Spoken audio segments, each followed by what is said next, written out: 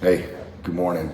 So I got getting ready for church, but yesterday was one of the greatest days, and I truly can say it's one of the greatest days. So many things just kept coming up and being revealed in the experience, and then especially now this morning, there's just so much here and so much here that I want to get out. So I'll at least do the video, and with the intention to share it. So if you want to stick around, it might end up being a little bit long. I don't know, but man, like yesterday was so amazing. But then on the other side, I go back to, I guess first where I would start is I start to understand. I think maybe a little bit of like an atheist. They're not looking for God.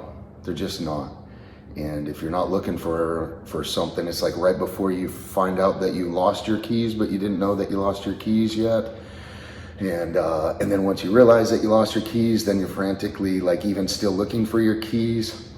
And it's like, if you're not looking for God, then you're not going to see him. You don't even know that you lost him. And then even once you are looking for him and you know something's coming up and you're looking for him, like you're looking and looking and looking and you don't know, you just keep looking. And sometimes it feels like that. Like I get this realization sometimes with Barnabas, like with Operation Barnabas, they look at myself, the men in there look at myself or look at the other men that are in a different place, and they just automatically go like, they don't understand, they don't get it. And when I think about my pain and think about the memories that I still have and how bad it was, and it was so painful, I remember those experiences. But like, I'm in a time like, I don't have to make you understand that it was really, really bad for me.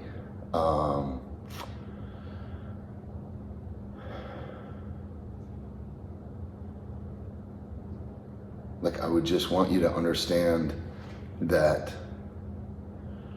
I don't look at myself that way either anymore. So how can I try to press upon you an identity that I used to have and make you understand when I myself don't even identify with that man anymore? And so I remember those experiences and they were bad, but now trying to live in this moment, and being able to try to move forward is a totally different life. It's a totally different identity. And what it comes down to is just like really starting it being revealed, like our actions, our choices, they really do matter. And so me being able to breathe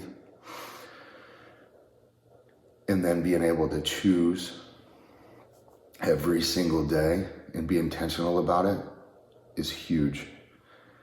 And so I know that God did a miracle in my heart and he did a miracle in my mind. And now I walk in relationship. It's just a beautiful experience that I'm able to have. And so like days like yesterday, I can just full on appreciate. And it just is like on the surface, we went and watched Emma's competition. And it was down in Orlando and we watched the competition, and she's been training and doing other stuff, but yesterday wasn't about her lifting the most amount of weight. Even though inside her head, she knows how much she can lift, she still knew, I'm not at the top today. She just, the way she's feeling, she's got stuff going on with her knee just a little bit. She doesn't need to push it. She did just what she needed to be able to do. And it was amazing. She didn't get stuck up in the head game, and she did 5 out of 6 lifts. Amazing. It looked beautiful, each one.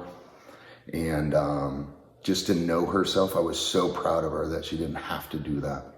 And she still came away with gold.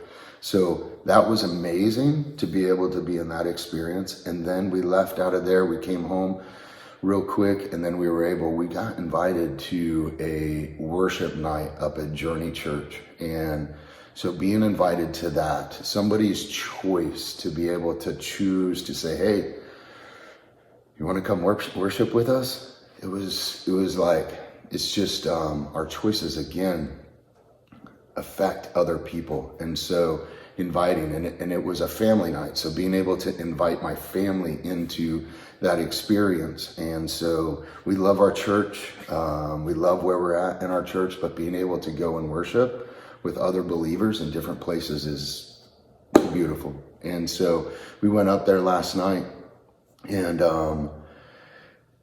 just was able to be there and with people that are just chasing after God and just being there and worshiping God, and just nothing else even mattered.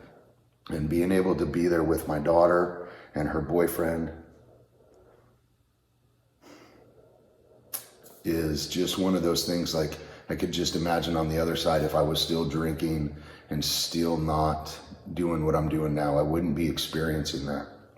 And first of all, wouldn't be leading them into the church, wouldn't be leading them into worship and how to worship with God. And they are so open and so ready, and just being able to do that. And so just moments where, you know, they are at the altar, we're worshiping, and they're at the altar, and just being able to pray over them, and then just being able to touch them and pray over them God's grace. And as I'm praying over them God's grace and praying just strength and power, and may they just walk in their abilities, their God-given gifts, and just getting rocked that this is taking place, I can feel them both separately start to break down. And it was just so good, because you want to chase after God. You want to wear his armor. You want to be courageous and step into battle. But first you have to be able to surrender. And when you're able to surrender, then you can just fully step in, because God will put his grace upon you. He will give you that power, and he will give you that strength so that you can operate from a place where your gifts and talents are even beyond what your gifts and talents are, because of him. And so for them to be able to not stand there only just being like, yes, but being able to surrender to that was just beautiful. And so so realizing too, like, as we're in that, and just later on, just praying with them and everything, later on after that moment, a lady, when church was getting all over, she come up and she said, you know, if I didn't post the video. So I posted the video that Jacob and Boyd sent me. And so in our group text, and so they had sent that and we talked about it, but then I reposted it. I just had something to where I reposted it. And this woman, she came up and she just shared like, hey, you know, thank you. If you didn't post that, then we wouldn't be here. And my son wouldn't have been here either. And so he's special needs, but man, it was even such a beautiful experience to watch. So I didn't know who it was, but to be able to watch that young man just like full on, just enjoying God, and just being able to play drums as worship was taking place was just amazing. So just her coming up, but it was like this God-given a divine appointment of being able to meet that lady, and then her share some things, and it was just such a connection, such an alignment that was just right. So I look forward to meeting her more, talking with her, but it was just over and over, you could see as I look back, choices after choice after choice to be able to do that and get to that experience. And again, I know my memories, I know what my heart was, I know what my mind was like, I know what my desires of the past were like, I know all those things, I remember them, but that's not my identity anymore. And I get it. other people don't see that, and they don't know what my struggles were and how difficult it's been, and that was over 14 years ago, and I've been sober for 5. You know, there was another guy that shared there. He'd spent 9 years in prison. His story was absolutely amazing, and he was talking about like just the struggle to be able to get out, like to cry after God. And I remember for years and years and years, I wanted to be out of the addiction, full on just struggling, and could just relate. It just connected with that guy as well, like his story, and then where he is now. After 9 years in prison, went 5 years, then got out and went back to prison. I'd be so angry with myself. Why didn't you get it after 5? But even in that, we don't always get it after those struggles. He had 50 some felonies. And then my kids asked me, like, have you had felonies? And it's like, well, been charged with felonies. Didn't go to prison. Praise the Lord. All of our stories are different. But slow down. Start to learn to breathe.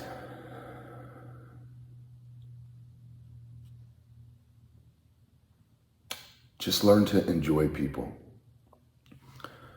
and connect with them and not be so stuck up in just all this craziness that you can feel building in your body. Don't shut down. Breathe and be with those people and connect and get outside of this. But I don't know, just a lot on my heart, but it was an amazing experience. Again, I don't have to make you understand where I was or what my experience was. I know you've had your pains, and those pains that you've had are just as real to you and just as painful to you as mine was. But I'm telling you, there's hope